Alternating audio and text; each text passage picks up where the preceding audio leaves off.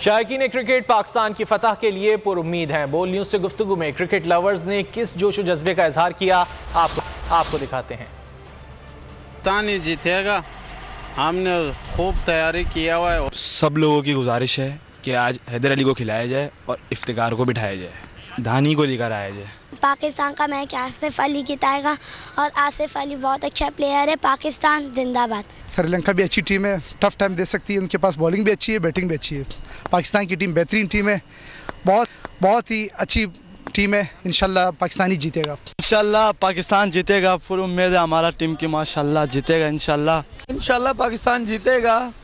India को हराया, हमें बहुत खुशी हुई है, लेकिन अफसोस भी है, हम चाहते थे अगर आपको ये वीडियो पसंद आए तो लाइक पर क्लिक करें। इंडिया और पाकिस्तान का फाइनल होना चाहिए था, उसके दिलचस्प मुकाबला होता है।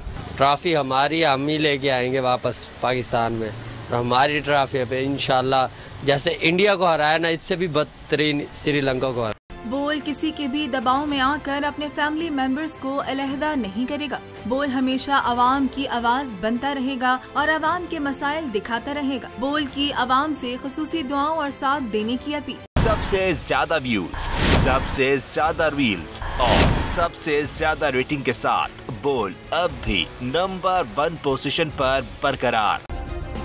सब्सक्राइब करें और बेल दबाएं ताकि कोई खबर रह न जाए।